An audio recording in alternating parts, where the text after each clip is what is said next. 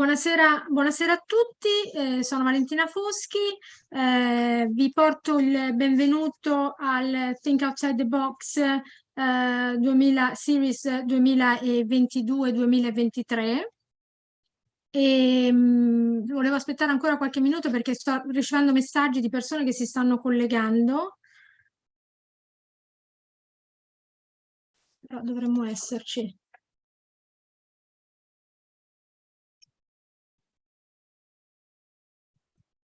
Buonasera a tutti, sono Valentina Foschi, vi porto il benvenuto al Box 2000, Series 2022-2023 e volevo aspettare ancora qualche minuto perché sto ricevendo messaggi di persone che si stanno collegando.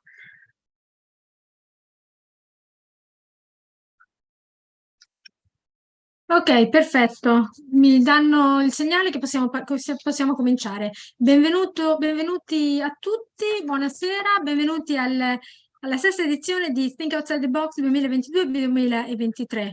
I'll pass on to English. Welcome to everybody to the sixth series of Think Outside the Box EFL Teacher Professional Development Series. This is the first webinar of the sixth series that is starting today, and I'm really happy to be here with you this afternoon. Just to give you a couple of to tell you a couple of things about Think Outside the Box. I know that many of you have followed this series of seminars and have been doing it for quite a few years now. But I want to give some information for the ones who are new to the seminars. We started this experience, this adventure 6 years ago, in collaboration with the Mediateca Montanari, so the Sistema Bibliotecario del Comune di Fano, and also with Macmillan Education, who joined us, I think, since the second series, 5 years ago. The idea behind these seminars is a professional development for teachers of English, but also for teachers of other languages who like English, who teach in English their own subjects, for headmasters, for teachers who love the English language, literature, and culture. And the idea is giving them useful hints for their teaching and for their passions, basically. Hints that can be applied to their own teaching experience. As the sixth series, we are having 3 webinars this year, okay? And I'm going to tell you about them in a moment. I wanted to tell you something again about the webinars. They are webinars. They've been webinars for the last 2 years now, but before then we had seminars in presence. Okay, they were at Mediateca Montanari in Fano at Sale Pogea. Which is a beautiful location where we hope to come back soon, whenever it is possible. Now, before moving on to a couple of things about the organization of the webinars, I would like to bring you also the welcome on behalf of the headmaster of Liceo Nolfi Apolloni di Fano, of Fano. He won't be with us this afternoon, at least at the beginning, but because he's in another meeting, but possibly he will join us before the end to bring his welcome, even though at the end of this webinar. This is an important event for us, and not only because, as I was saying before, it's the 6th series, but also because of the speaker we have with us today that I'm going to introduce in a moment, and also for the topics we're going to listen to. Let me say a few things before I move on to the details of this webinar. Let me give you a few hints about technicalities, let's say, useful information about practical things. This course is on the Sophia platform, which is the official platform of the Ministry of Education for professional development of teachers. You've seen that there is a code which identifies the course, which is 80936. You found it in the postcards, in the invitation. It's everywhere. It's on the website of Liceo Polloni, so you find all the information there. If you haven't done it, you still have time to do it until the second webinar, which is going to be on the 16th of March. So there is time up to that date. But after that date, it won't be possible to register on the Sophia platform anymore. Okay. The teachers who are teachers, permanent teachers, docenti di ruolo, can have access to the Sophia platform, whereas the temporary teachers do not have access to that platform. Okay. Nonetheless, all of you, even those who are not teachers, can register for the webinars. Okay. In all the invitations, you'll find the Google form, the link to the Google form through which you can register to the webinars, okay, to the 3 webinars, the one which is going on today, and the one on the 16th of March, and the last one which is on the 20th of April. Okay, all of the teachers, all the participants will get a certificate of attendance at the end.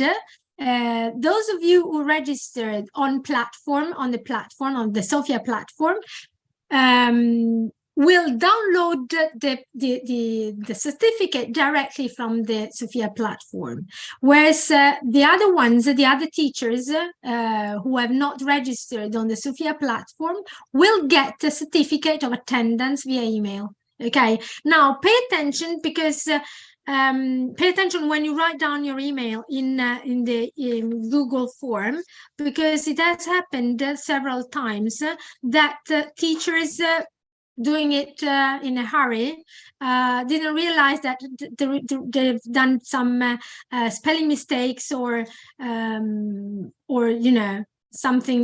some punctuation mistakes, and therefore when I sent the email with the certificate, I got an error message. So please do pay attention to that. Furthermore, you'll find that in the chat, in the YouTube channel, you'll find a link to a Google form, and you're kindly asked to fill it in, because that is very important. It's to prove that you were present today, that you are present today, and so that this afternoon is going to be considered as professional development. So it is going to be counted within the hours for the recognition of the whole series, the whole course. Okay, so please do fill it in.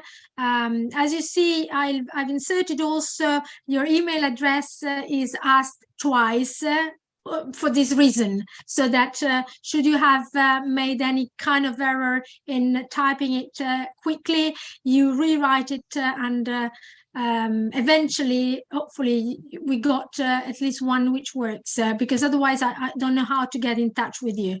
Okay, so please do fill it in. Okay, whenever you want today during the seminar, the webinar, do fill it in this Google form. Okay, thank you very much. Now, a couple of other things. I'm very happy to tell you that for those of you who for whom it's the first time we think outside the box, it's a very interesting course, and we have widened during these 6 years the collaborations because we've been organizing seminars on very interesting subjects, topics, ranging from language teaching, and culture, English culture, British culture, British literature, English literature, and the collaborations have include so many important publishing houses, language schools, organizations, universities. Just to mention some of them, of course, Macmillan Education and Mondadori Education, with whom we have organized also the webinars for this year, but also Cambridge Assessment English,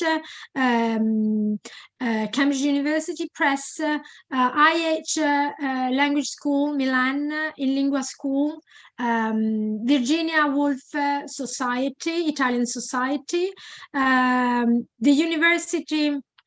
Università Cattolica del Sacro Cuore, with which we organized a wonderful webinar last year, and with which we are also organizing the last webinar of this year, but I will tell you about this later on.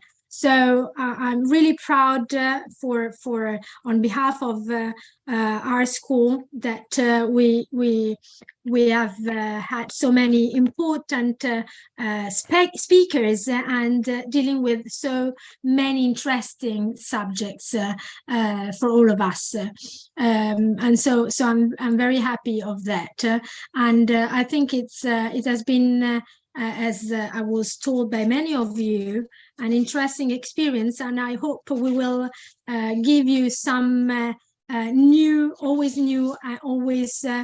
interesting topics and seminars this year and in the years to come. So thank you very much. Now, before moving to, I wanted to tell you another thing which is important.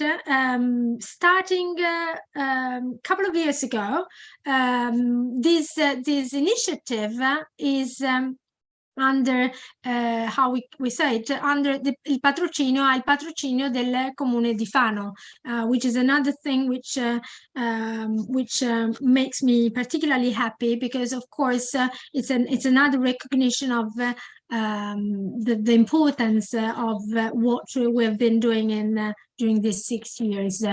So we got the patrocinio, as you can see in all the leaflets and postcards and invitations. There is the patrocinio of our comune. Now, before moving on to introducing the speaker of this afternoon, let me introduce also our other collaborations. Okay, so Macmillan Education, as I mentioned before, and I'll pass on to Romina Pifferi in a moment for a welcome on behalf of Macmillan Education. She is a sales representative for Italy for Macmillan Education, and I would say I've been working with her for the last 2 years already. It has been a great pleasure for me. So I'll pass on to her. Before doing that, let me also thank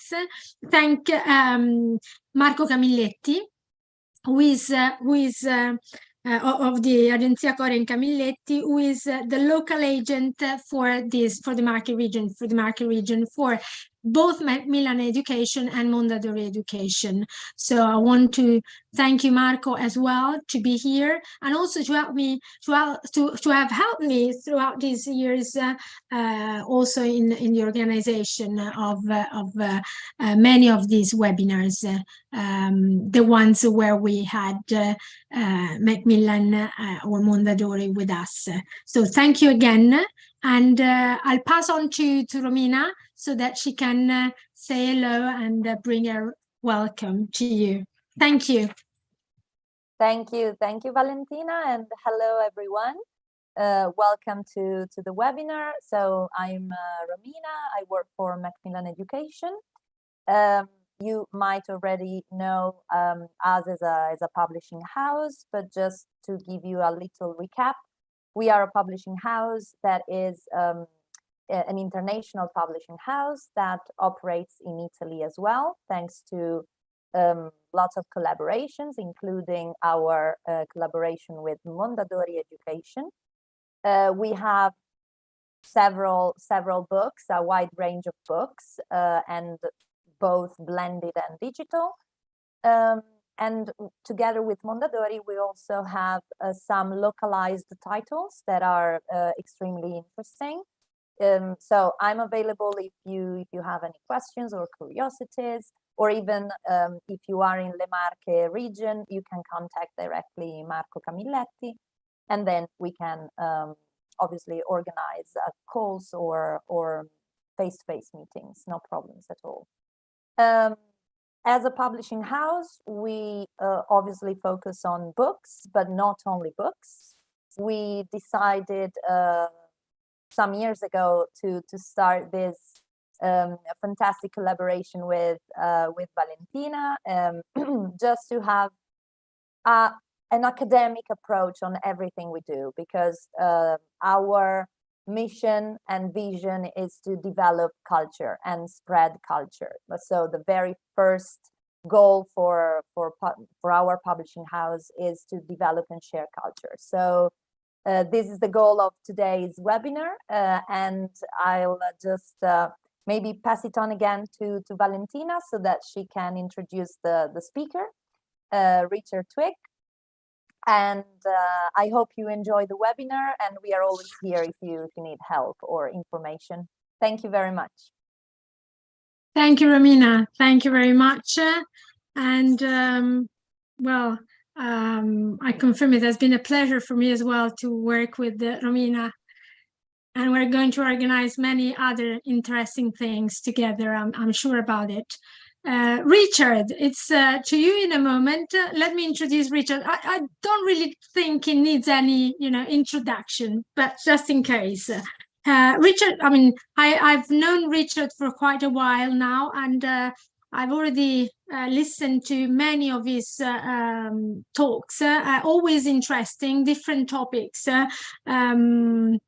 I still remember one of his speeches at Mediateca a few years ago in Presence, where literally, I mean, we couldn't go away, leave the room, because there were people busy and, asking questions, and someone joined us from upstairs because they were there in the library, at the library reading, and they got to know that there was this speech about dyslexia, and they joined us. You remember, Richard? It was really a great experience. And so there was a kind of conversation there with someone else in the room. Yeah, I certainly do. Absolutely, a wonderful thing. And I hope to have him back with us in Presence in the next few years. Let me tell you, he has got a great experience in teacher training and in teaching, over 20 years experience, both in the UK, in Malta, where he lived for a while, and in Italy. He was a lecturer at York College before he moved to Malta in 2005. He got his Delta there in 2007. One thing which is not written actually in his short bio in the postcard, invitation postcard I sent you, is that he was for quite a while also director of IH International School Milan. And now he's director of English consultancy and Mediterranean training, as well as working as a freelance teacher and as a teacher trainer for Macmillan Education, and also for Ellen National Geographic Learning. So he has got a lot to tell us, I think, and lots of things we can take home with us after having a lesson, a seminar with him. I'm particularly curious this evening because he's going to talk about his hot topic, which is virtual reality and the metaverse. I was telling before that, you know, when I was chatting with Richard, that there was probably many of you have seen it. There was an interesting article in Corriere della Sera a couple of weeks ago, I think, about the metaverse and what is it, the metaverse, and that's part of the topic this afternoon. I'm particularly curious about his experience because he's going to talk about it, I guess, linking it, of course, to teaching English and learning English as well. And I think we might have an interesting experience of also of the headsets. Okay, so for those of you who are looking for, you know, new technology or technological tools to use in class, so we're going to physically see or get a physical experience of it thanks to Richard. So I'm just saying thank you, Richard, on behalf of everyone, on behalf of the headmaster, who he is not here at the moment, and I leave it to you. I'll leave the stage to you, and thank you very much. You're welcome. Thank you very much indeed. Thank you both to Romina and to Valentina for the opportunity. I was just thinking about it. I think this is the third time, so I feel very honored to be presenting for the third time. This is the first time I will be presenting live online. The other times I've done it in presence. Hopefully the experience is just as good. So let me start by sharing my screen, and then we can start with the presentation. So, as you know, I titled the presentation, What is Virtual Reality and the Metaverse? I decided to get involved, or I found this an interesting topic because it is quite new. It's buzzing around, and unfortunately, a lot of the time, we as teachers are the last to find out, or we discover at the last minute, and I sort of not really made it my life's mission, but I've tried to bring information to teachers to try and let them know so they have a better idea. I must stress from the get-go, I don't have shares in the metaverse. I don't own property in the metaverse. I'm not trying to sell you anything. The idea is just to educate and inform. So that's my ultimate goal. So sit back and relax. But in order to start this journey, I'm afraid we have to do a bit of time travel. And in order to do that, there's no better machine than Marty and the Doc's time travel machine. So we're going to get into our little time travel machine, and we don't have to travel back too far, but I think it's important that we travel back a little bit to see where we are today, or how we got to where we are today. So back in 2013, not so long ago, 10 years ago, this was a quote from UNESCO. I'll let you read the quote.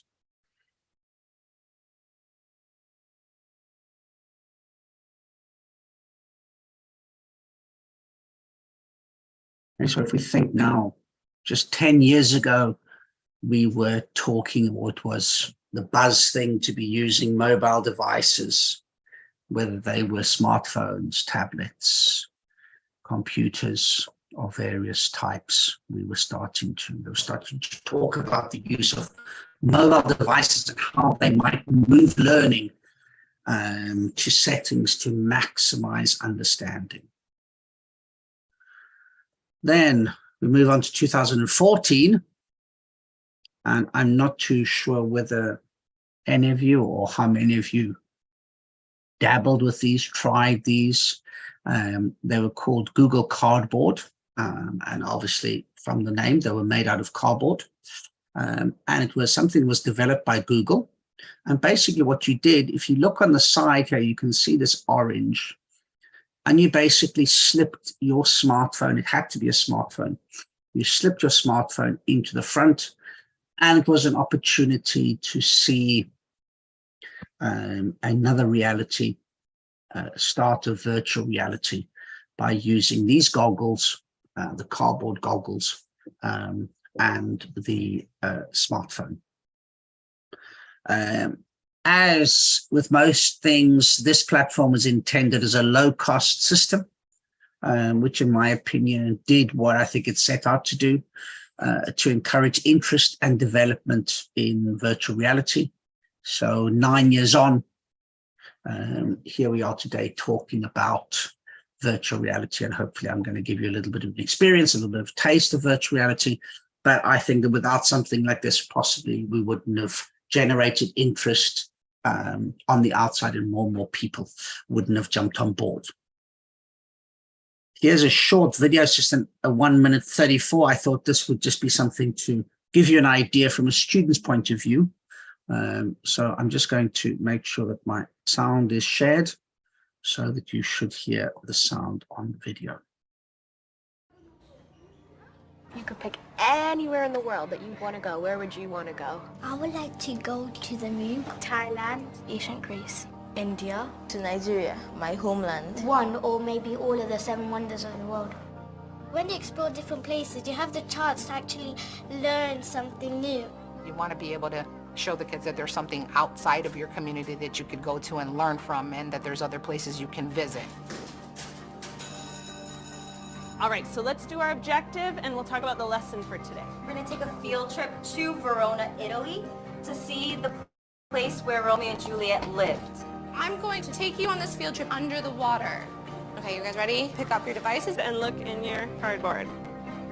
What is that? I see a shark. Whoa! It allowed us to go somewhere we wouldn't normally be able to go. Are we in China? This is the Great Wall of China. We got to see the place itself so we could actually understand what she was talking about. How long would it take to walk the length of the Great Wall of China? So much more enriching than just showing them a picture or just having them read about it. This device can actually make us go to places that we've never been before. It brings the lesson to you. You have to see it for yourself to believe it. There's so much other places to see, so you know that it's never going to end.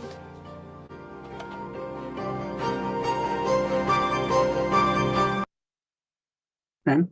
So obviously what we're going to use and what we're going to see has advanced since then, but I just thought that gives you a little bit of a snippet. And what I really like is the children's faces, their expressions, their excitement that comes from this kind of opportunity that we can give to them.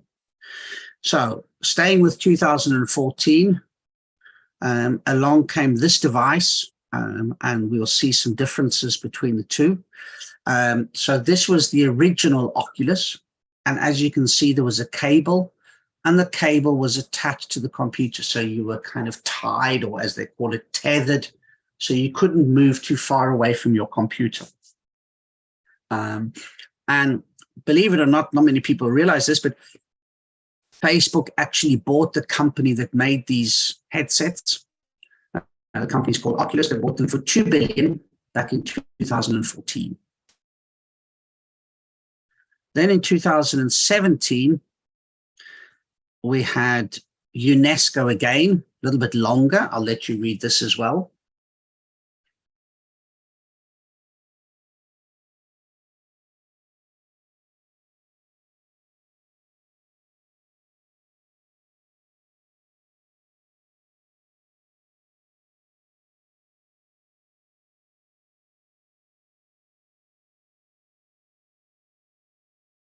So here they're starting to talk about the 5th industrial revolution. I'm not sure whether we're into the 5th or the 6th or where we are now or what they would say.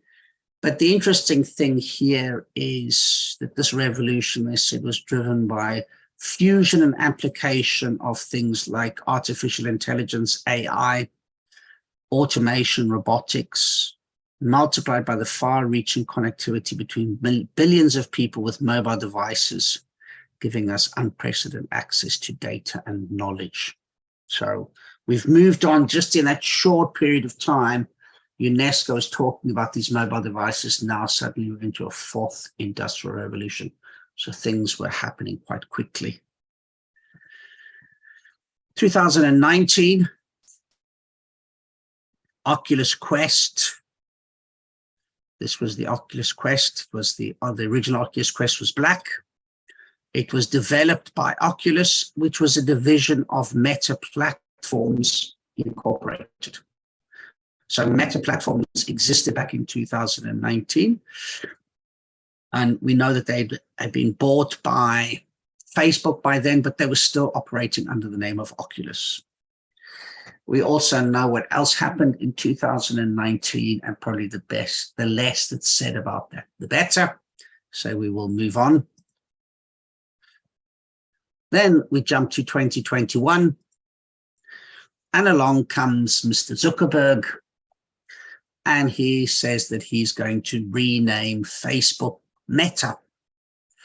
And they have the infinity sign, they have the M for Meta. And he said that he was using Meta because it was the Greek for beyond. And he decided to rename Facebook, or the group, to rename it to reflect who we are and what we hope to build. And he came up with the idea of a metaverse. We have a universe. He wanted to create a verse beyond the current universe that we have. Okay. And that was when he started coming up with the ideas of creating this metaverse. And so he wanted to coin the phrase. A lot of people felt that it was a media stunt, but like most media stunts, it got people interested, it got people investing, it got people talking. Then 2021, this is the Oculus Quest 2. You notice that there's a slight change in color, but apart from that, not much has changed. And the Oculus Quest 2 was the latest virtual reality headset.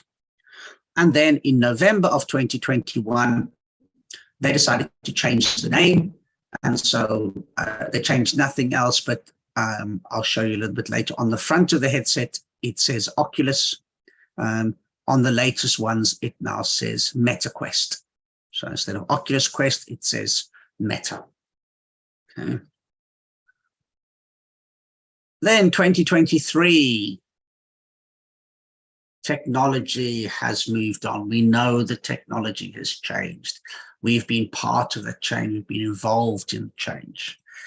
But we have also moved on, whether we wanted to, whether we liked the idea, but we've been forced to move on as teachers as a result of this period from 2019, where we were forced into doing things like hybrid teaching and then in-presence teaching and online teaching and a bit of this and a bit of that and a bit of everything, and trying to manage some students at home, some students online, or one group in school, another group at home, and moving around. So we had to sort of embrace technology quite quickly, and dare I say it, with, I would say for most people, little or no training or support in order to do that. But as teachers, we all did it. We all got on with it. Students still learned. Learning still took place. But technology has kind of pushed things probably faster or quicker than would normally have happened without the events. And then we ask ourselves, so what next? Are we in for a quiet period, or are we going to be bombarded with more changes? So, as Valentina mentioned, the metaverse is being talked about. There are articles going on all the time, people talking about the metaverse. What is the metaverse? We also have people talking about virtual reality. We also have people talking about artificial intelligence, AI, and ChatGPT being one of the most topical at the moment, certainly in education terms, where you can ask artificial intelligence to write an essay, to write a CV, to write information and produce it. And we've also got augmented reality. I've purposely put these in gray because I'm not going to try and overload you.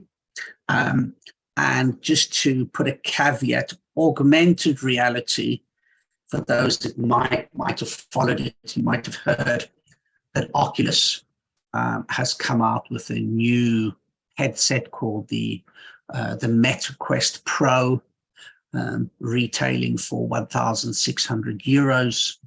That, ladies and gents, is augmented reality. It's another realm, it's another sphere.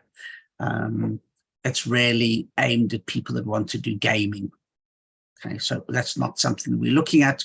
So don't worry if you've heard that and you think I'm now going to be talking about these headsets that are costing 1,600 euros each. It's not what we're talking about. We're just sticking with virtual reality, a little bit more advanced than the Google Cardboard, but in that same kind of realm and scope of things. So I'm going to talk a little bit about Metaverse and virtual reality.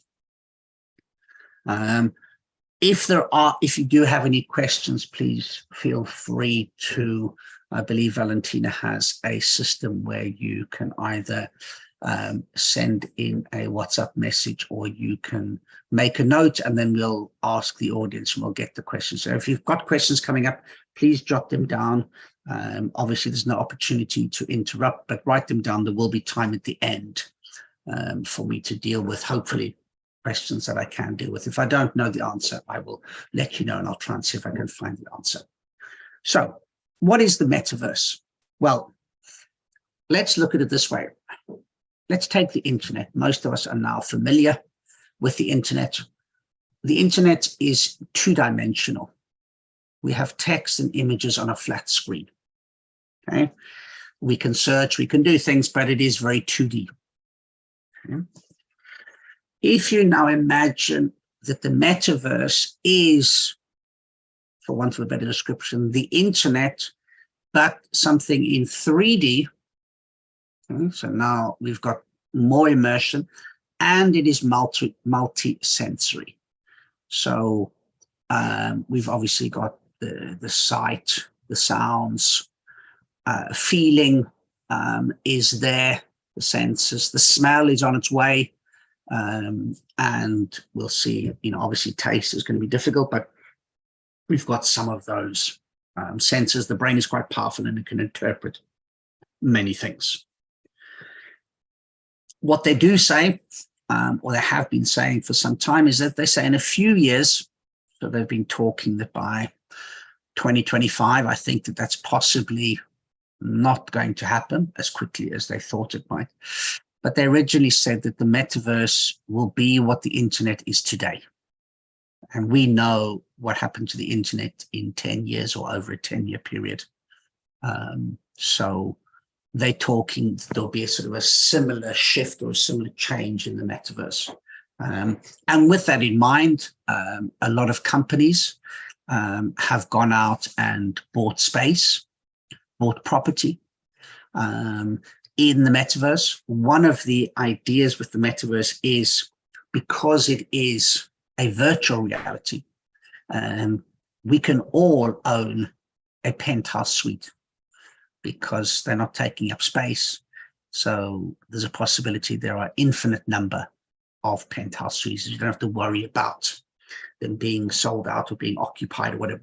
Nobody has to live on the ground floor. We can all live wherever we want to, if you feel like living in virtual reality. But I must be honest that I think that another factor that came out of coronavirus, I've been trying to avoid using that awful term, but another thing that's come out of that is I think that people have realized that maybe 5 years ago, the idea of going off into some other universe, into some other world seemed quite appealing, but all the isolation that we had to go through, I think people realized that social connection is more important. So maybe things will change, maybe things will slow down, but who knows what's going to happen in the future. So in the metaverse, you can own property. There are large companies that have a presence. They have built shops. So you can actually go shopping in the metaverse. As I said, you can buy property, you can visit companies. You can also create your own virtual space, and you can do that free of charge. It's not like having to buy web space at the moment. It's available. The only problem is that you are creating on somebody else's platform, and who knows, I think in the long term, somebody will try to buy the space and charge people to use it. But at the moment, it's completely free of charge. And you can create the space on somebody else's template. And the chances are that template will always be there again because it's infinite. So it's not taking up space. One of the advantages of the metaverse is that you interact as an avatar. When the avatars first came out, it was just a face and the arms. Now, as virtual reality is becoming more advanced, they're going into the full body. So it was the top part of the body. There were no legs, so you always were an avatar without legs. And the reason for that, it was very difficult to recreate the legs and to get the movement going. The arms, it was quite easy to track them with the headset, and I'll show you a little bit of what it looks like and what you look like in the metaverse. Now you can start to make your avatar look more like you. In the past, they were kind of pretty bland, but now you can change the hair color, the eye color, the face. You can wear different clothes. And it has been said on numerous occasions that students with, and I'm going to say here, more severe learning differences, people that have Asperger's or people that find social interaction more difficult, find it easier to interact avatar to avatar because they don't have that kind of boring eyes or the facial expressions that can sometimes be off-putting, but they can still feel like they're talking to a person, but they don't feel that strong presence to a certain extent. But also I think that's going to change as avatars become more lifelike. So whether that's a good thing or a bad thing, I'm still not sure. You can have discussions, which is quite interesting. You can meet people. You can meet people you don't know, like you would do by walking into a bar or into a meeting room. You can talk to them and the sound is exactly the same. So when you're close to people, the sound is like you are close to them. When you move away, the voices sort of disappear as you move and join another group, so you can do that. You can also follow presentations, although some of the presentations, I don't see the benefit of sitting in a virtual lecture room rather than going to a real lecture room. But maybe there's a discussion or a presentation that I can't get to because it's on the other side of the world. But rather than watching it on the computer, I can feel as if I'm there. I feel like I'm in a room, and that has a slightly different feel or appearance.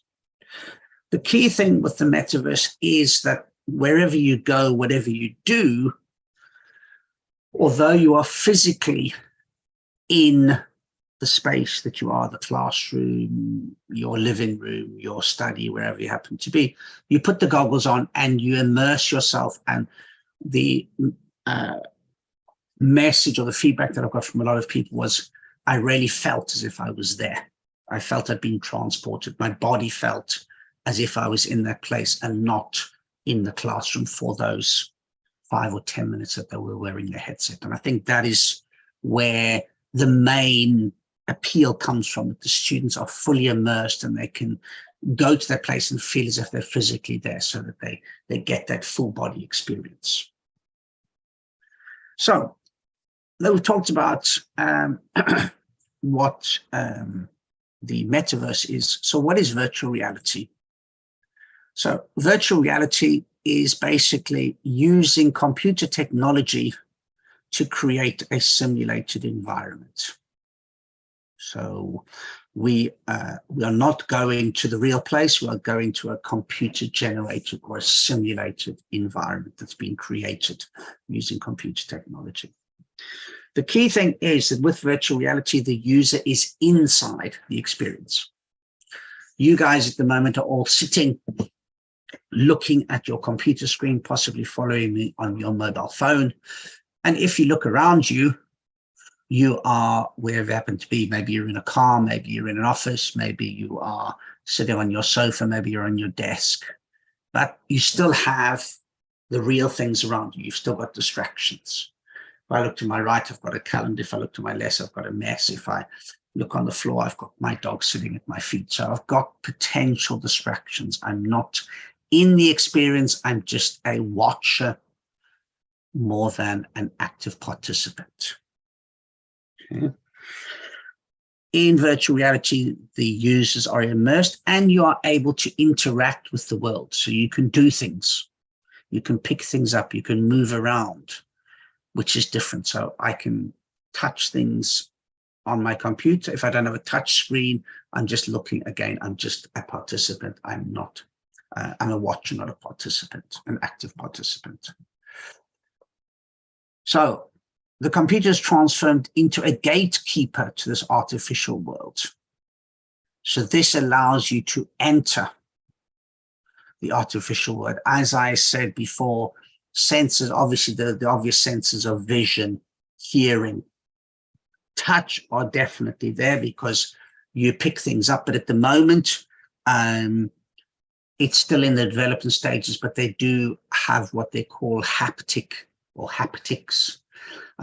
So I know that they've created little rubber things that go on the end of your finger, that surgeons can use those and they can actually feel as if they are then using their hands in real time.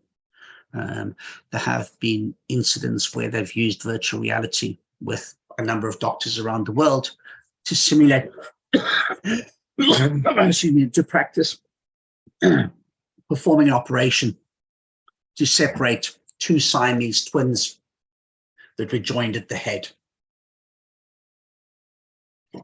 And they practiced the operation, they simulated the operation, and then they carried out the operation, and it was perfectly successful. When it comes to smell, there are some devices, and more will be coming out where you can put on a mask and it then releases smells to try and generate the smell of the particular environment that you'd be in. For those people that like gaming, they've developed haptic vests so that when you put this vest on and you're in a combat zone, you can actually feel if you've been shot or you've been hit. There's also haptic shoes so you can feel as if you're walking. So different things are being developed. And again, it's like most things, it takes time. And a lot of them are very expensive until they become mass produced and mass marketed.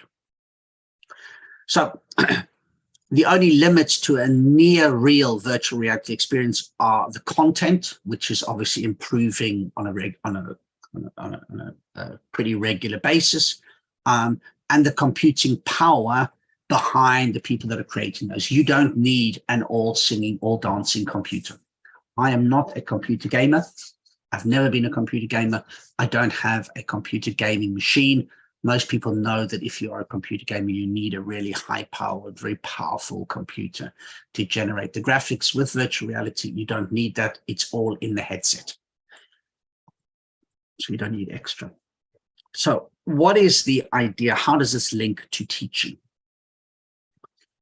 So virtual reality, if we use virtual reality in the classroom, we are linking in or using two teaching methodologies. First is total physical response, and the second is task-based learning.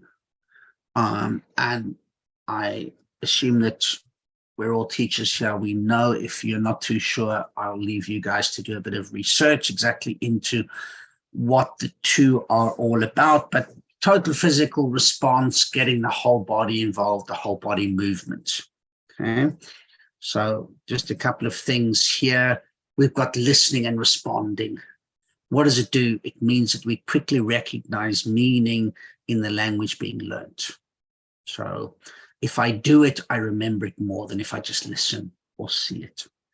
And I'm also passively learning the structure. That's how kids learn. You know, kids are not taught in a classroom setting.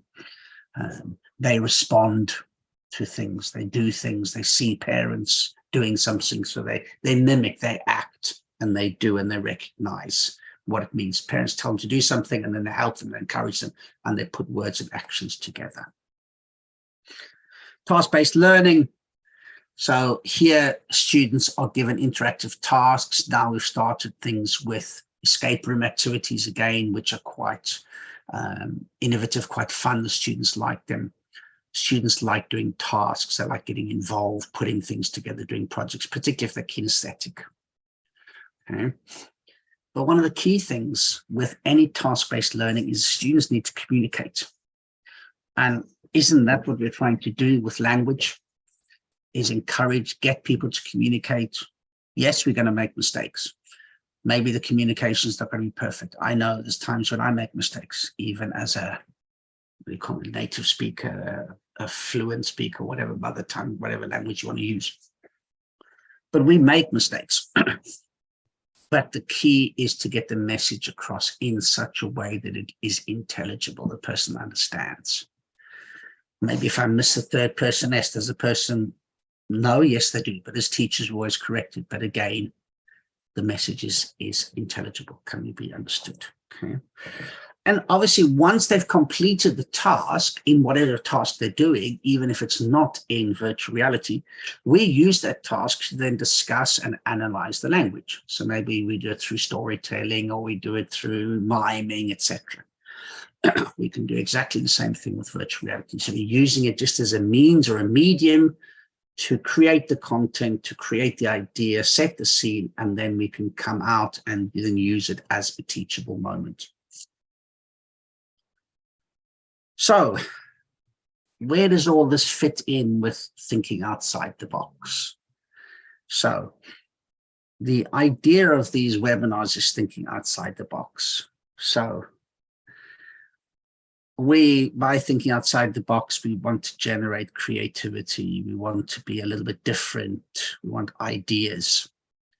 So in order to do that, let's get out of the box and let's get into virtual reality. And I thought that'd be quite a cool way of really thinking outside the box. But we don't have to leave the classroom. We don't have to go somewhere else, but we can take this thinking outside the box to another level. So what equipment do you need? First of all, in my opinion, the best piece of equipment is, if I just switch over here.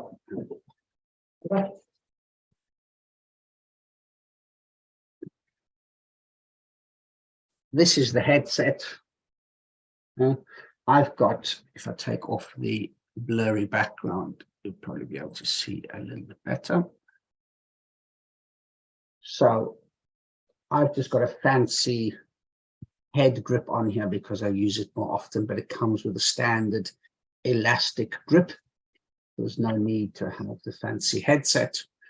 And that is all it is. So nothing big, onerous, etc. So the MetaQuest 2, if you're interested, I'll tell you where you can get it and the general prices of what you expect to pay for it. With one of these, once it's charged, you can generally use it for up to 2 hours. Okay, but as with most things in life, somebody came up with these fantastic little battery packs, power banks. So it is possible to plug in the power bank, plug it in if you needed to have it for longer than 2 hours, or you couldn't get to a charging station, etc. And it could still be used whilst it was being plugged in.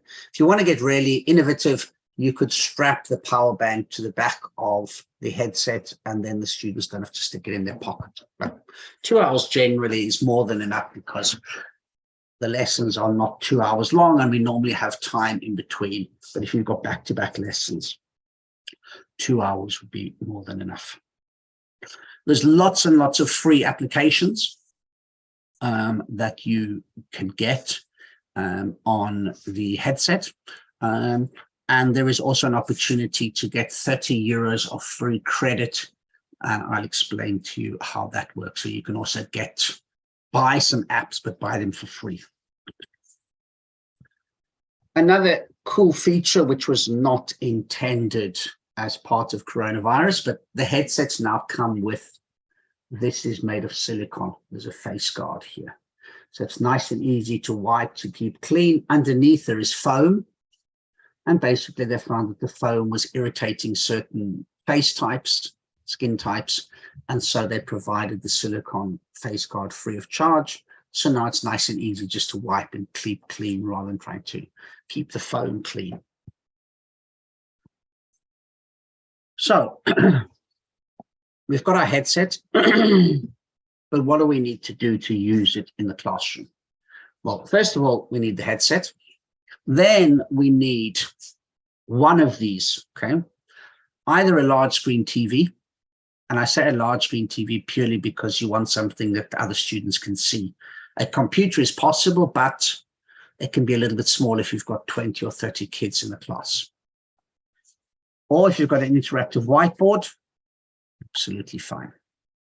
Or if you don't have any of those, you can also have your traditional data projector on screen or data projector projecting onto a wall. Any way that you can then show them or display the images is basically all you need.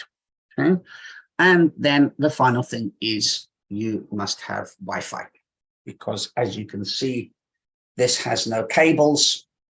Okay, it runs on a Wi-Fi network, so you connect to the Wi-Fi, and you need to be on the same Wi-Fi on your TV, interactive whiteboard, data projector, laptop as the headset, so that they can talk to each other.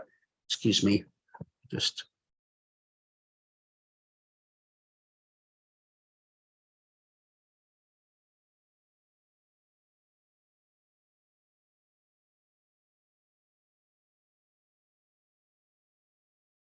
Okay, so once you've got that set up, what they didn't have when they were using the Google Cardboard, as you saw, every student just went in, and one of the downsides is you don't know what the students are looking at. It's a bit like giving a student a computer and saying you can do whatever you want to do on the computer, but you can cast, so you can see what the person wearing the headset can see. So you can enjoy the experience and not just be waiting for the student in the headset to describe what they can see. And this is called casting. Okay. And basically what you do is you set up the Oculus app on your device. So either on your mobile phone, on your computer, connect your computer to your television or directly with the television, however you do it. And then you select cast. There's an option inside the headset to say, let people see, which is what I'm going to do a little bit later on. And you're going to be able to see what I can see in the headset through my computer, then through to you guys on YouTube. Then, because we are in virtual reality, we need to create an area in which we want to play. I call it a play area. We've got a couple of, well, there's three main options, basically.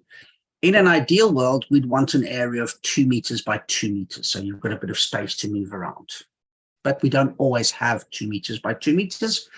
If you've got a school gym, fantastic, we've got plenty of space. You can do it wherever. Ideally, it's done indoors for the simple reason that these lenses inside here that you can just see, these glassy things, are very, very light sensitive. So they should never, ever be exposed to direct light, particularly not direct sunlight, because they are so highly magnified, they'll basically just fry the lens and burn spots onto the lenses. The area needs to be well lit, so you can't do it in a dark room. You need light because, again, as you can see on the front, there are actually 4 little black pieces, which are actually 4 cameras, and they pick up the ambient light and help to build the picture inside. Obviously, you need to make sure that there's no obstacles in the area that you set up in which you're going to play or move around. And that includes overhead obstacles. Some schools maybe have ceiling fans or low ceilings. So bear in mind, try raising your hand. If I raise my hand, will I hit something? Could I injure myself? Because when I've got the goggles on, I don't know what's above me. I only know what I see in my virtual world. My real world is not visible to me. So it's important to make sure that I'm not close to an obstacle, either up or down, or close to a set of stairs that I could fall down. It is possible to use it seated. So I might have a student who is wheelchair bound. I might have a student who's on crutches, who's broken their leg. They can use it in just the same way. I might be limited for space, and I might decide that having the students sitting is more comfortable. It might well be that the students feel motion sickness or suffer from car sickness or motion sickness, and I might decide, okay, let them try it sitting rather than trying to move around. I can also use it standing, but actually standing and not moving. So I can be static sitting, I can be static standing, or if I create this 2 meters by 2 meters, I can actually walk around, physically walk in my virtual space. I can set up what they call a guardian boundary, so that when I've set it up, if there's a wall or an obstacle, my headset will tell me when I'm going to walk into the wall, which is quite useful. So I'm not suddenly going to hit the wall or walk to the edge of the balcony or walk into a glass door. I can set the boundary to say, if I break the boundary, the headset will actually tell me that I've broken the boundary, and it will actually show me where I am. What I can also do is I've got a function called pass through. So when I've got the headset on, the goggles on, maybe I want to see what the children are doing or what's happening in the classroom. I don't want to have to keep lifting the goggles up and down. I can tap twice on the side of the headset, and I come out of virtual reality, and I can see a sort of a gray version of what's really in front of me, of the real world, without actually having to lift the goggles. Tap again, go back into virtual reality. So I thought it'd be useful, before we go and look at some specific applications. Let's take an example. We've got the Students' Book Gateway 2nd edition. We've got family life. So how could we possibly use virtual reality with this topic of family life? So what we could do is, one option is, okay, we've got students that live in different parts of town, parents that possibly come from different parts of Italy. More and more, we've got students that possibly have grandparents or parents that come from other countries. And what we can do is we can actually say to the students, okay, I don't know, your grandparents come from Puglia. Whereabouts in Puglia? Put the headset on.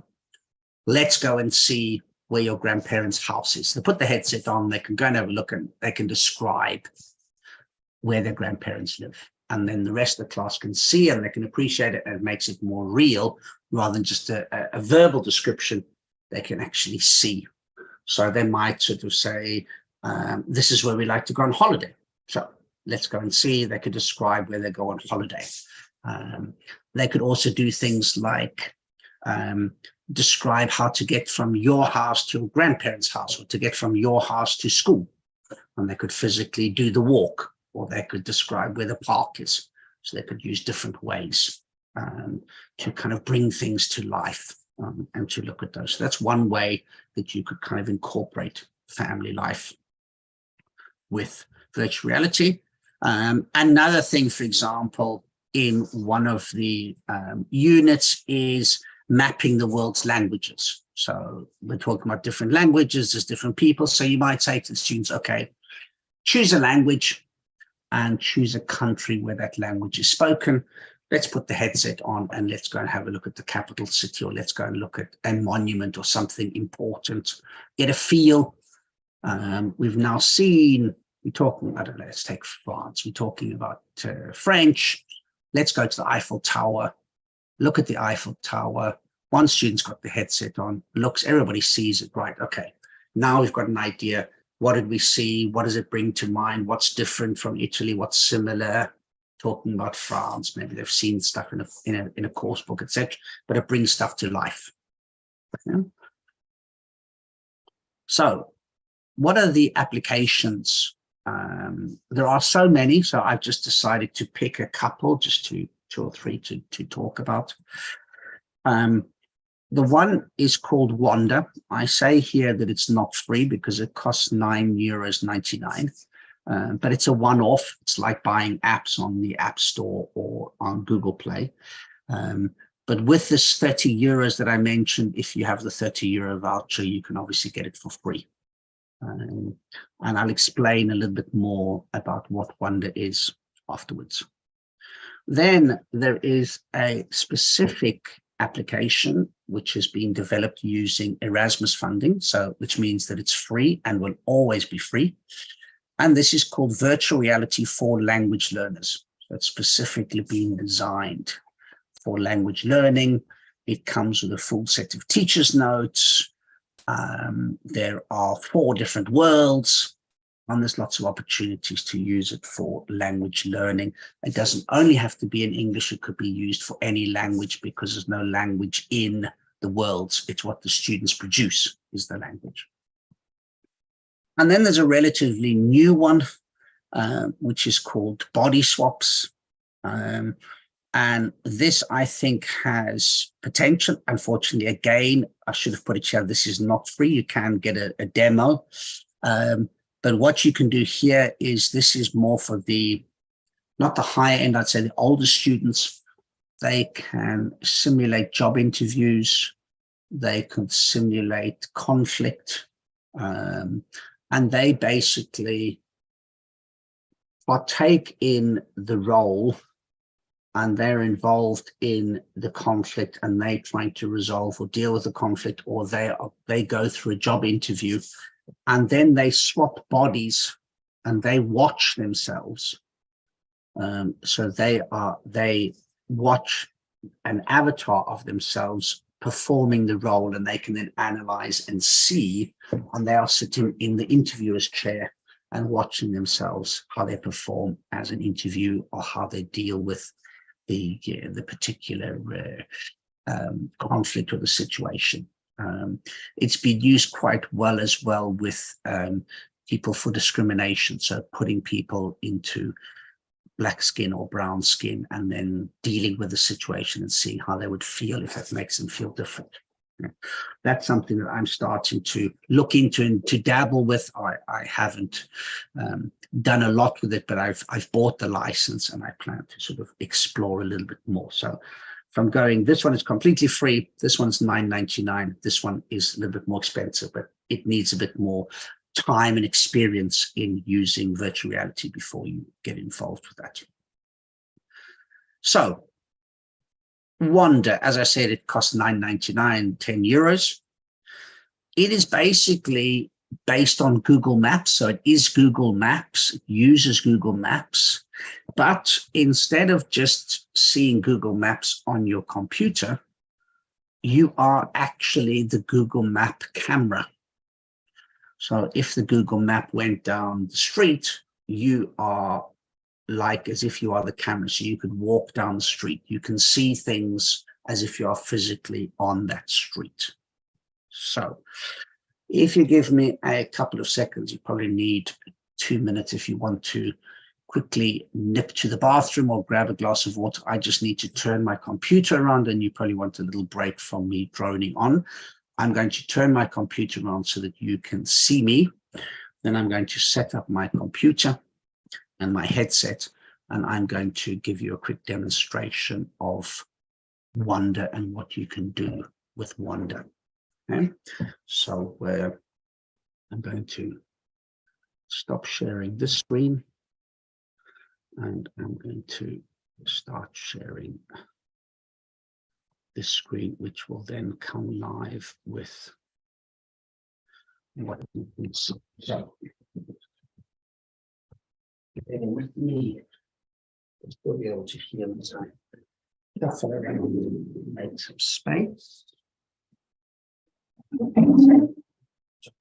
Voice.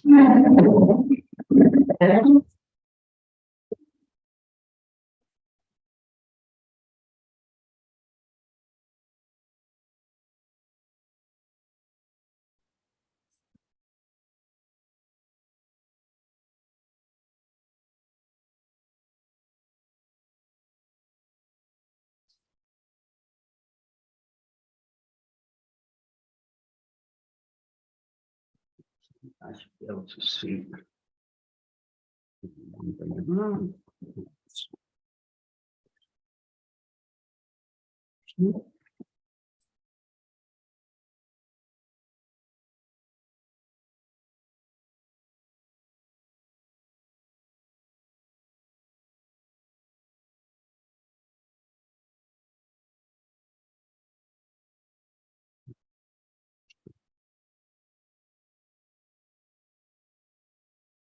Because the full screen.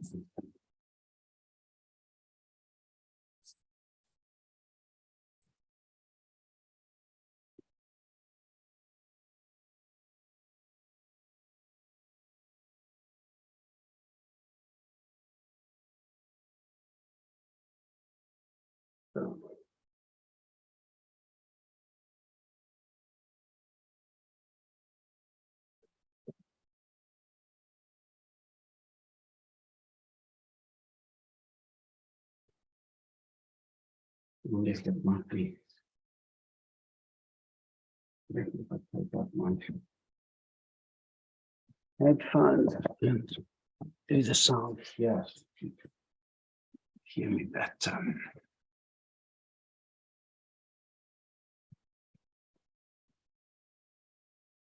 That's right.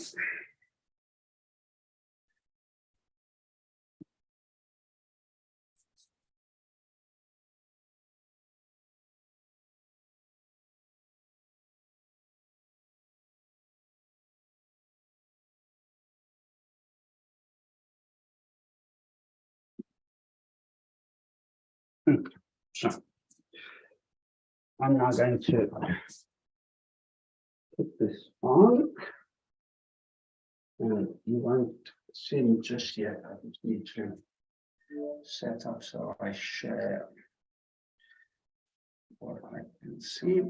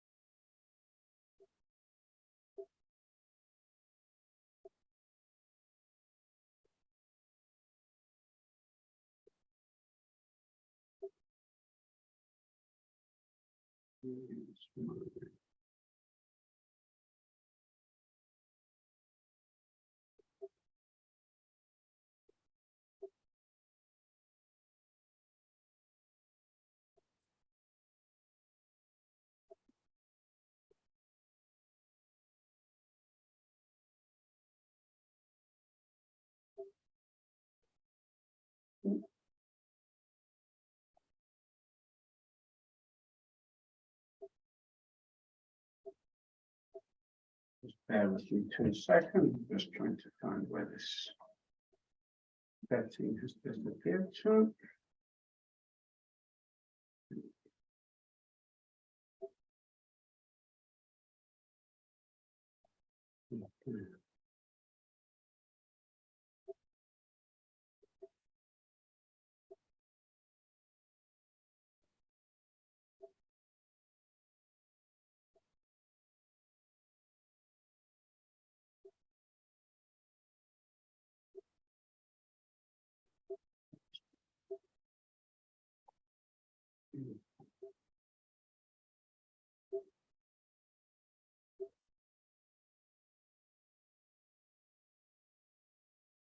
Where is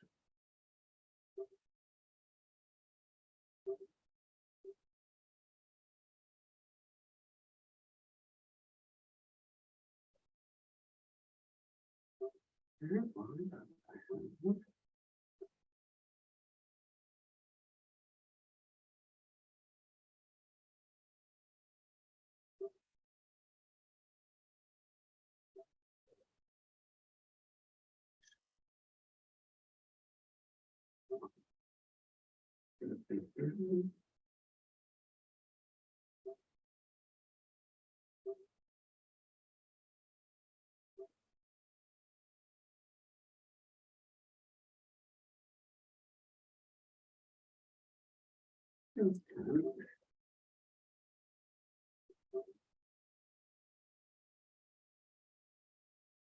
give it a minute.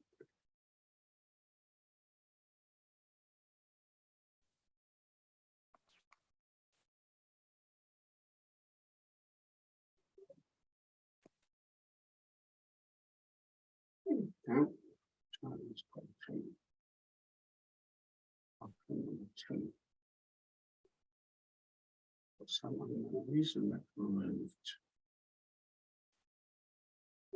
the option to cast.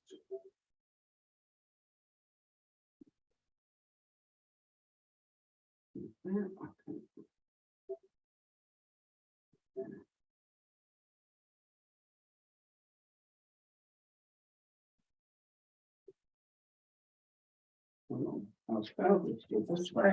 Grab the table. Bear with me 2 seconds. Plus, I can see. Okay.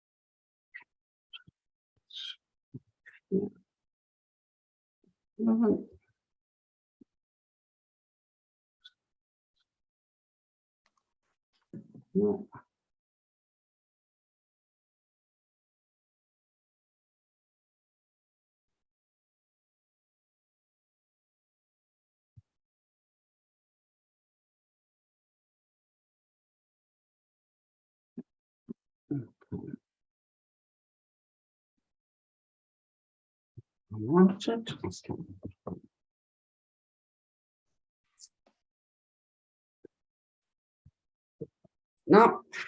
Okay. That. And that.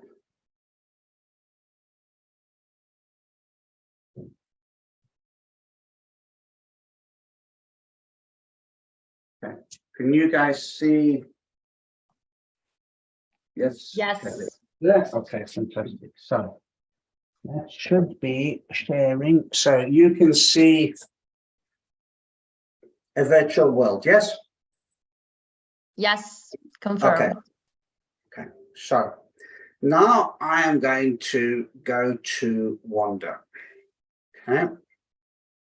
So you can see me, I'm wearing the headset, but what you can see What I'm sharing is what I can see in the headset, okay? So it will now load, okay? And in my profile, I thought that I would come and visit you.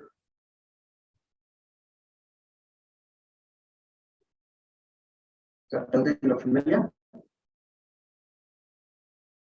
Great, you are in Fano. I'm here. Welcome, Richard. Okay. And we can go in and have a coffee in the bar, but the bar's closed, unfortunately, so no coffee in the bar. Okay. So can you see the opportunity, the advantage that I could sort of have the students walking from the school, they could experience, they could describe what they can see. Obviously, the images were taken when the Google car passed. Okay, so maybe this would be, these signs would tell you the time that it was taken. You know, you can see that it was obviously in sort of autumn or winter. There's no leaves on the tree, but the sun's shining. It could also, for example, let me come out of this. Okay, bring this down. Okay, and I don't know, I could say, okay, let's go to Sydney Opera House. I've never been to Sydney, but I'm now looking over the bridge in Sydney, and maybe I'm talking about Sydney, I get a feel, and then when I'm in the classroom, I feel as if I've been there and I can talk about it with more experience. Okay? So I'm going to stop with that one for the moment. I just wanted to give you a quick feel because I'm going to give you more information on the other option. So,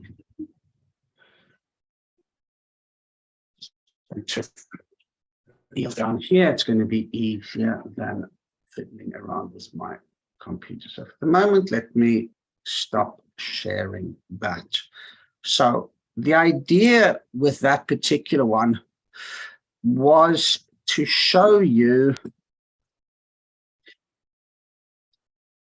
just a kind of a glimpse, an idea of what I can do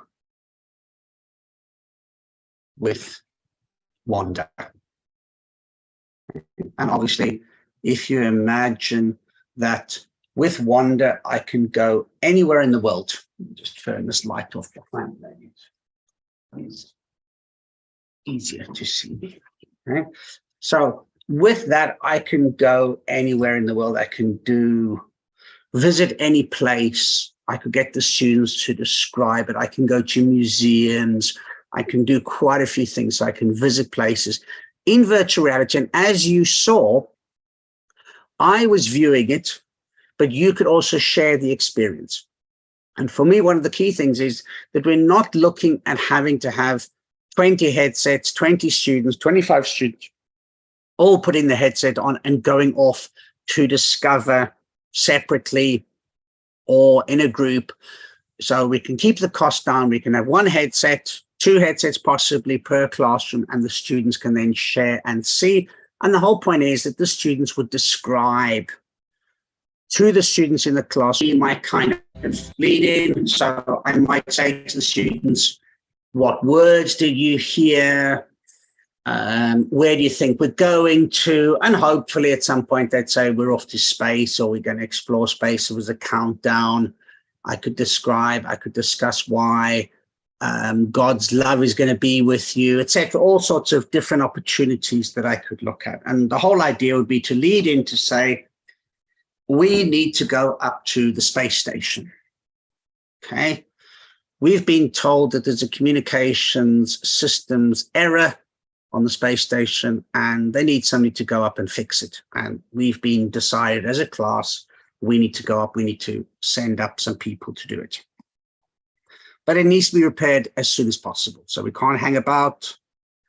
And the problem is with the transmitter, and it's located on the outside of the space station, so we're going to have to carry out a spacewalk. Now, not many people get the opportunity to go on a spacewalk, but we can do it in virtual reality. So the mission, students are told, is that we need to repair the communications transmitter. And we're going up to this spacecraft. Okay. So I could have all sorts of pre-task activities. Obviously, the previous one was a spacecraft. This is the space station. What do the students know about the space station? Have they learned about the space station? How long has it been in orbit, for example? Any kind of information. Then I could ask them to discuss, to talk about it. Maybe they know, maybe they don't know. I could have some questions. How many countries are involved? Which of the countries? Have there been problems? What's happening? Etc., etc. And then I could have an opportunity and I could sort of say, okay, let's try it out. Now, obviously, there are quite a few steps involved with this. I'm not going to take you through the whole process. I will do my best to try and go slowly, because otherwise you guys might get motion sickness watching me running around and darting from place to place. But so what I'm going to do is I'm going to stop sharing here again. And if I go back to sharing this screen, and put it on to full screen. So are we there? And 11. Okay. So if I put the headset on, I should be able to again get into space.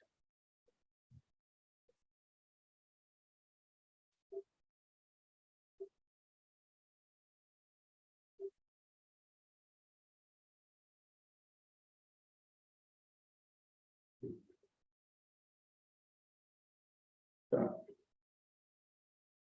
I'm now going to go into this application. I don't know if you guys can see when I look down, you maybe see this blue line. That's my boundary. So if I break the boundary, it tells me, if you look here, it goes red. I'm getting close to, and now I'm hitting the cupboard or I'm hitting the wall. So I've got this grid that comes up. So when I first land, I land in this aircraft hangar. I can play around in the aircraft hangar, and I can go up and inside.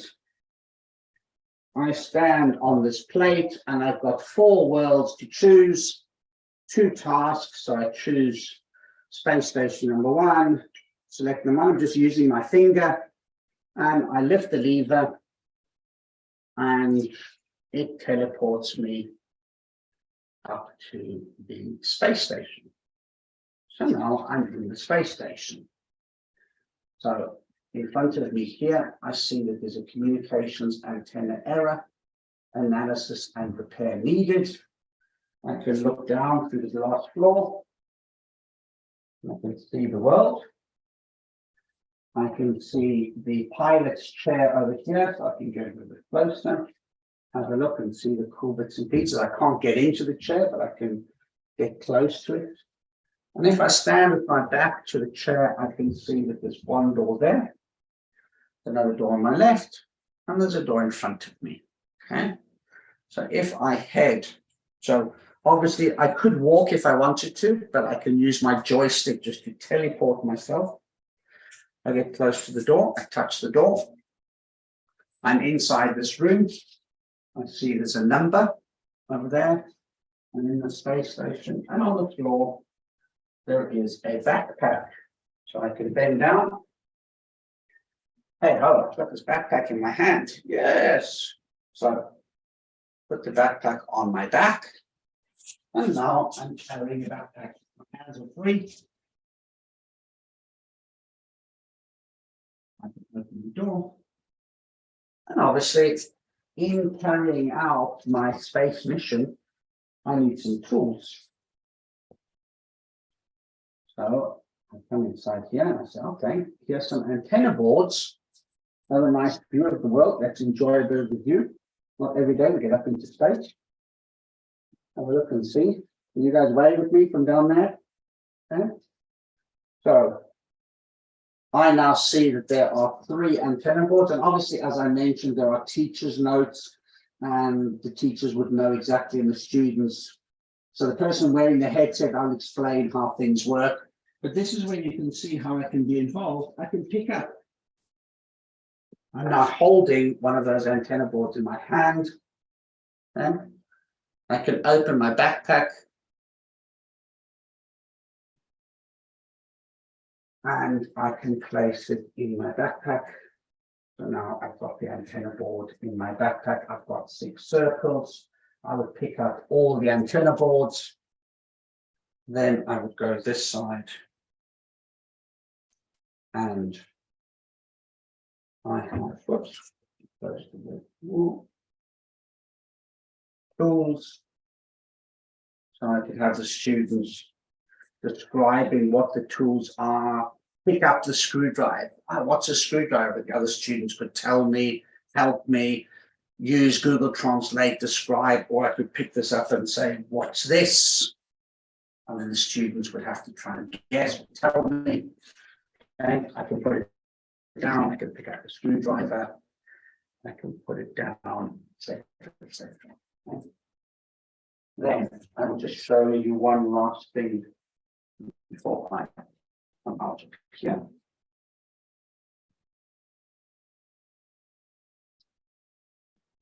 Once I have the code and I have all my tools, I then come to the door and I have my spacesuit waiting for me. So once I've got all the equipment, I take the helmet, I put the helmet on, I put it on properly. And the suit is gone, and I can't see myself, but I'm wearing the suit. I don't know if you can hear it sound like Darth Vader. So I'm breathing with my helmet, with my mask on. And if I have all the tools and I've completed all my tasks correctly, I will be able to open this door and step out onto a glass walkway and be out in space and carry out my task. Okay? So the students could describe what they can see. And as you can see, I can walk around and I can be in this world. And for me, this is the only thing that exists. Wherever I look, I'm in this world. So I honestly don't know. I'm looking straight ahead. You can see my hand. I'm looking straight ahead at this door.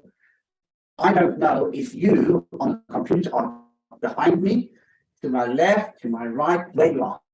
I'm completely immersed in this world. My brain says that I'm in the space station. I'm not in my office space. So let me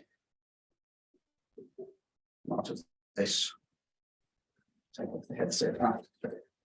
And I'm somewhere over here. So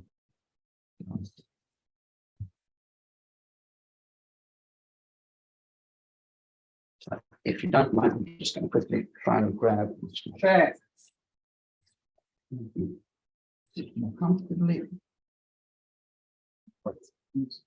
Yes.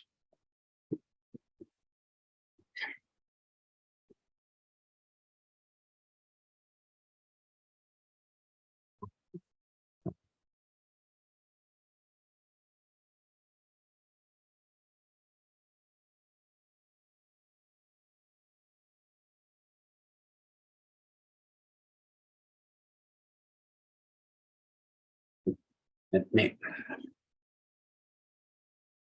share that. Okay. I put my headphones back in. Is it better to hear me? The headphones.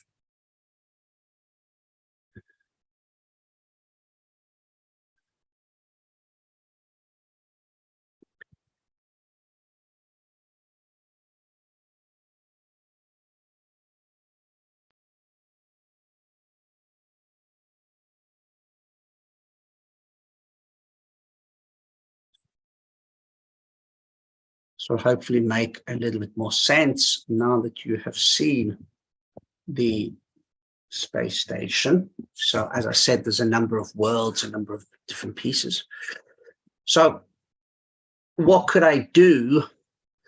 I could get the students to take it in turns. As I said, the idea of these apps, in my opinion, is one student wearing the headset and students communicating. So not 20 headsets, not 25 headsets, etc.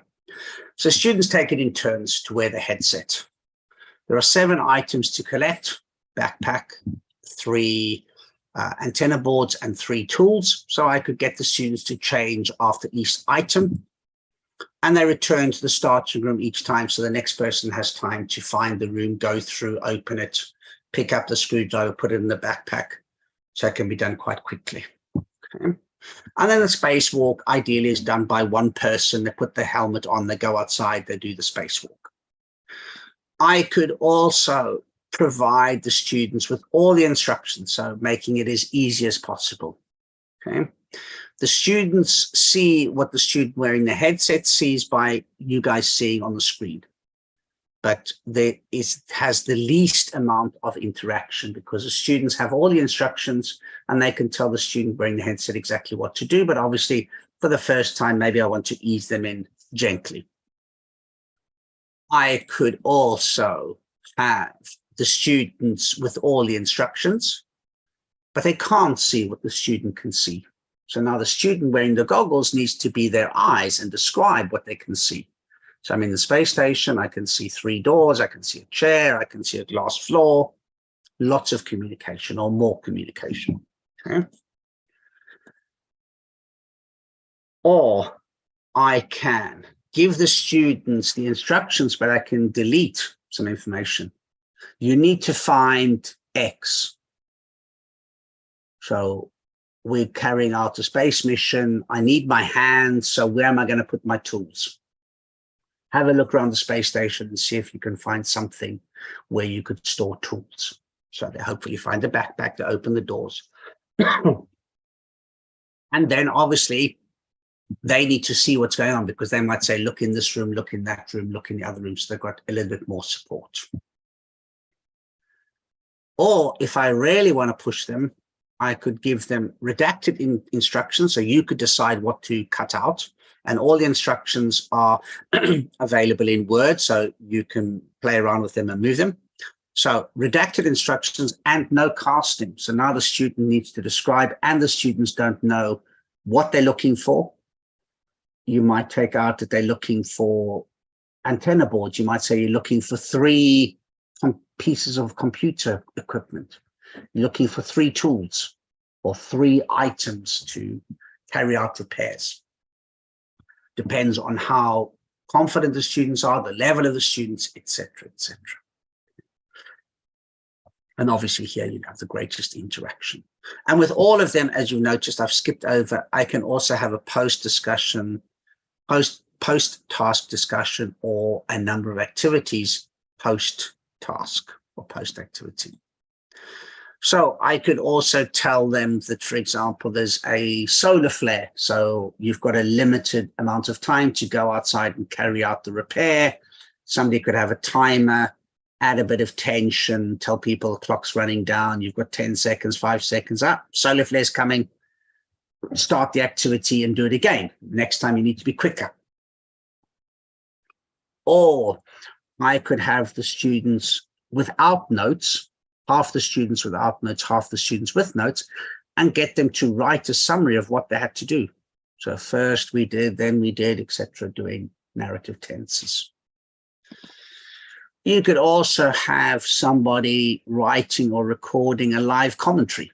So if you had the opportunity, you could have a second student with a casting watching in a second room, and they could be recording a live commentary as they're reporting on what's happening, and then the students could listen to the commentary. You could also have somebody, if they like blogging, you could have somebody writing a live blog of what's happening as the action's taking place. So these were just to kind of, I'm going to skip through these because I kind of explained them a little bit.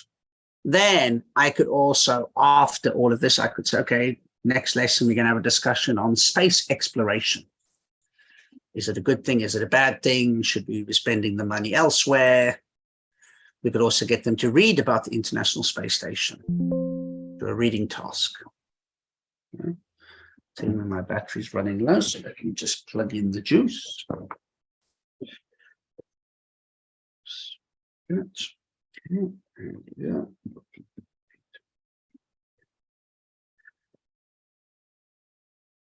You could also get them to read or find out what the daily routines are. You could also get them to find out who are the important Italian astronauts, who are the main astronauts from which countries, who's been up there, who's up there at the moment, how long do they stay there for, etc. How do they eat? How do they go to the bathroom? Okay. So daily routines, etc. You could also get them to watch the whole David Bowie video in full. So they've got words, language, etc. As you'll see when I send this, there is a link. I've created a worksheet, and you can use the worksheet, and the students could then fill in the gaps, working on the various words, etc. That was the whole recording is there. So again, if you wanted it, it's there. If you are interested in finding out more or reading more about virtual reality, there is altvr.com. There is quite a good blog post called Informed Teachers. There are a guide from the University of Toronto on using VR. Oops, come out of there. Set one down. I didn't want to be disappearing off onto that tangent. There is also CoSpace's education in VR. Facebook groups, this is just one of them, but there are lots and lots of Facebook groups on virtual reality, using virtual reality, teachers asking for suggestions. How can I use this? Where can I do this? Where can I get bits and pieces?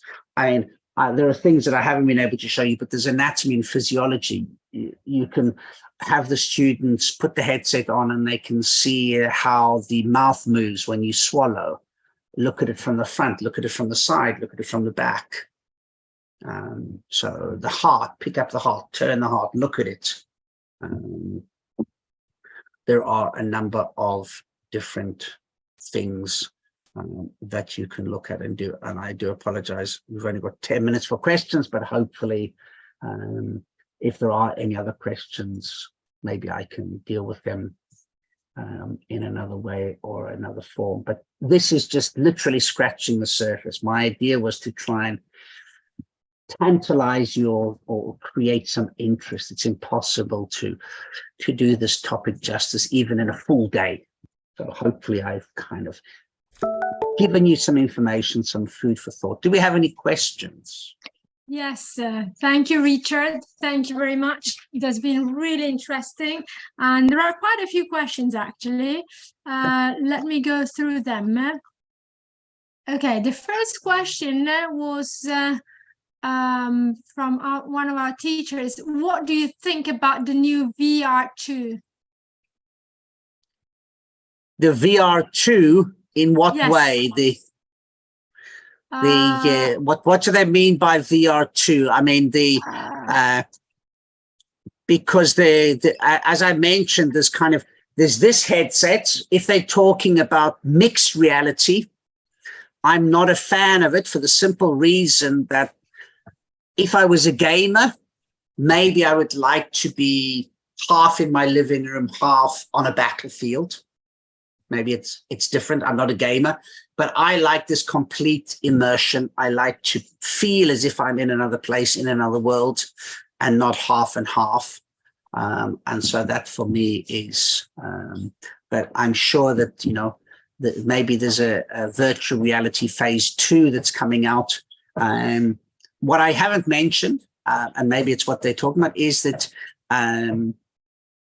Google, Facebook, have created Metaversity, and there are 5 universities in America that have been recreated completely down to the benches, the brass, the flowers, the lecture halls, and students can actually attend university in virtual reality, walk around the campus, go into lecture halls, follow lectures. VR2 on PlayStation. Sorry, Veronica, I am not a PlayStation. I am not a gamer.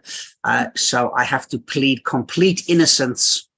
But PlayStation is trying to play catch up with Oculus.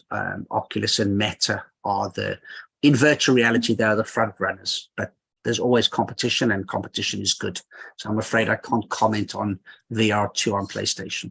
I don't own a PlayStation. Surprise, surprise. Romina, can you read a couple of questions for me, please? Absolutely. Thank you. Well, the second one, actually, you already replied, Richard, because it was a question about university courses about video game, metaverse, etc. So you already said that they exist. Then there's another question about, is it possible to avoid using Facebook? I think it was when you, Yes, right in the beginning, the two were inextricably linked. You had to create a Facebook account in the beginning. And then obviously, or not obviously, but the people in education made it perfectly clear to Facebook and said, we don't have hundreds of Facebook accounts. We don't want to create Facebook accounts. We want to use it for education. The teacher doesn't want to use their personal Facebook account. And so now it is possible to set up and use your Oculus using a MetaQuest account, which is completely separate from your Facebook account. So it doesn't have to be linked in any way to Facebook unless you want it to be. So it can be completely independent. Fantastic. This one was by Louisa. Then there's another interesting question, in my opinion, by Elisa, that she would like to know if there are maybe downsides of virtual reality and metaverse, if there are or if you heard about neurological effects on the brain, or if there's something we should maybe no, take into consideration. I would say the downside is like anything. Too much of something is bad for you. One of the advantages of having one headset per class means that you are not going to have somebody wearing the headset for any length of time. They say that 20 minutes really is the ideal length of time. You do start to sweat a little bit, and you might get a little bit disorientated. But the aim is that it's like watching a video. It's like taking a piece of reality. It's not putting the students into a virtual classroom for the whole lesson. It's an aid to the lesson, like all technology, which is what people sometimes lose sight of. It doesn't replace the teacher. It's just an additional tool to use. So I have heard of some people suffering from motion sickness. One of the key things there is it depends on the apps that you're using. If you are conscious or you're worried about motion sickness, you need to look for apps that use 6 degrees of freedom and not 3 degrees. Basically, 6 degrees is you can pick things up, and if you walk towards the wall, you walk towards the wall. 3 degrees, you walk towards the wall and the wall moves away, and your brain says, hold on, what's happening? I'm walking and the wall keeps moving away from me. The brain starts to get confused. So those are kind of things to bear in mind. But most of them now, the modern games, most of them are using 6 degrees of freedom. As you saw, I could pick things up, I could move around. And they're starting to become more advanced. I was using the controllers. A lot of the games now are controllerless. I can just use my hands without the controller, so I'm completely free. And if I can I ask you something? I mean, can I add something regarding this last question? Because I think that what Richard did was particularly interesting, because he not only he showed us how to use the headset, but the way in which he used it, it was really, applying it to language learning, because you asked students to interact using the language. So one is wearing the headset and is telling the others what he can see, but the others are using the language to interact. So I think that's the point, is using the language, and that is only the tool to do it and to make it more fun. Is that right, Richard? What do you think? Absolutely. That's the key thing. It's all about communication. So I've got different levels, and depending on the level of the students, depends on how much information I give them and how much I let them loose and say, go and discover or work out, try and figure out for yourselves. If I make it too difficult, the students lose interest. If I make it too easy, not challenging enough, the students get bored. But the amazing thing is that I could play that game, or I could have the students in there a number of times, and I could have it as a game. I could have it as a race. Who can complete the task the fastest? Do different things. And, you know, I can use the worlds in different ways. I could get them to go in and look at things or discover things, notice things that maybe they didn't notice before. Thank you, Richard. I would pass on to the next question, which is what are the jobs that are matched with VR? So what are the future jobs with the virtual reality, if there are any? I think, to be honest, that's one of our challenges as teachers, that we are teaching students for jobs that don't yet exist. You know, in 5 years' time, 2 years' time, there's going to be new jobs. But I would say the main jobs are creators, designers, people creating world spaces. People can start thinking about the ideas. I mean, I've used a very basic space and I've put a couple of signs and posters up, but people might sort of say, you know what, it would be really cool. These were created from scratch. So they might sort of say, wouldn't it be cool to be in this situation, or to try this or to do that? So I think there's lots of opportunities for coding, gaming, but maybe people aren't gamers, but they like the graphic design side of things. They like creating, maybe, like creating a university. It's involved all in design and getting the measures and getting the feel of things. So I think there's quite a few. It's an enhancement of the current IT jobs. Thank you, Richard. There's another question, which is, I think, particularly interesting, because there is a teacher asking, are there any apps that allow you to visit museums or monuments or to visit cities in other ages? Which I think is particularly interesting, because thinking of us, I mean, the teachers who teach literature as well, and you are, dealing with, I don't know, the Victorian age, it would be nice, to take students there to experience that world, Yes, there are a number of museums where you can go on a virtual tour, that have set up their own virtual tours, or that you can visit through Wanda. Obviously, there's videos on YouTube. There's actually a YouTube channel. There's a VR channel where you can go on virtual tours. And so obviously those, yes, you can see them on the computer, but to actually have the students experiencing them firsthand, it's a little bit different. But, it might not be possible, but maybe something in between. You could still go on a VR or 360 tour on the computer, but there certainly are a lot of museums, and more are creating and developing virtual reality materials. Anything about visiting cities in other ages in the past, as far as you know? Yeah, as far as I know, not, but I'm pretty certain that they're there, and if they're not there, they're going to be appearing in the not too distant future, because that's what people want, and that's the advantage. One of the opportunities, one of the worlds, is ancient Rome, and they have to escape from the Colosseum, but it's not quite the same. But again, they could be there and they could talk about the Colosseum, and it could be an opportunity to, but there's no people there. But again, in one of the worlds, they've got ancient Rome that they need to escape from. Any other question? Someone is asking about the slides. Yes, we will give you the slides. We'll upload them on the website of Liceo Arnolfi Apolloni.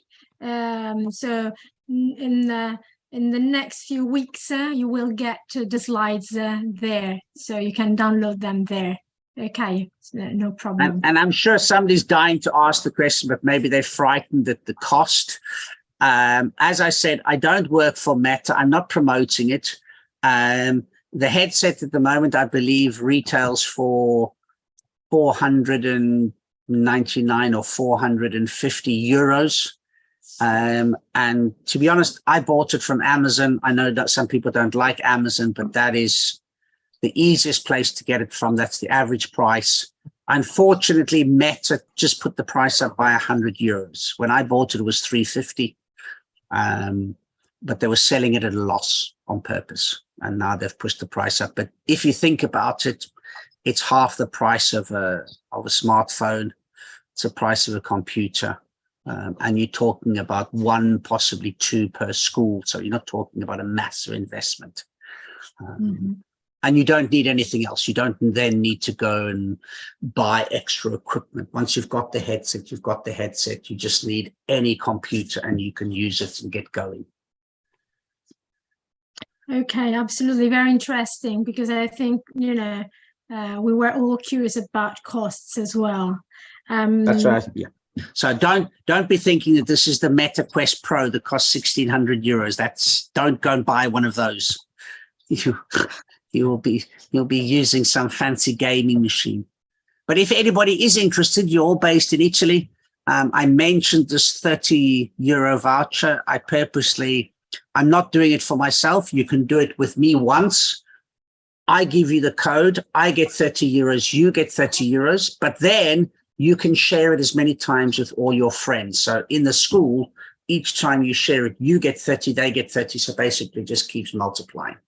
So it's quite good. Once you buy it, you can create the code and share it with a friend. So it's just a good way of getting 30 euros worth of free games. Great.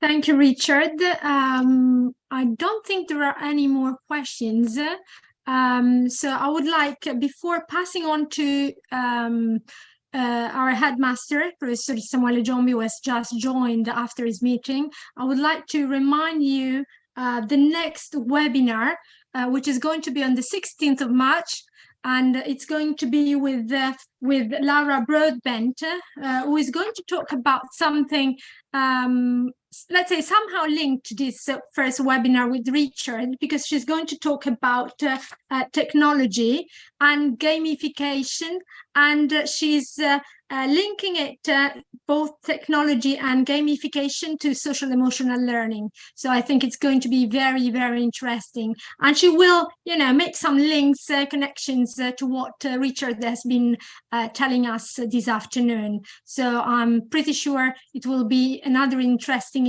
afternoon altogether. So please keep it, write it in your agenda, 16th of March, same link again on the YouTube channel of Mediateca Montanari, dal vivo, and same format. Okay, now thank you, Richard, very much. Thank you, everybody, and let me give it let me pass it on to Professor Samuele Giombi, che ringrazio per il dirigente scolastico del nostro liceo, Liceo Arnolfi Apolloni di Fano, e che adesso farà un suo saluto, e lo ringrazio molto perché so che viene dalla riunione del Consiglio d'Istituto. Grazie mille.